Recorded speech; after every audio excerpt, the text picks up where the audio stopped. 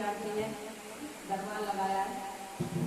सब लोग अपने अपने घर में दरबार लगाते हैं, कोई किसी भाव से लगाता है, कोई किसी भाव से लगाता है। हर किसी के अंदर कुछ ना कुछ मनोकामना जरूर होती है और बड़े मन से दरबार को सजाते हैं कि आओ मैया जी तेरा भाव ने सजाया है, आओ मैया जी।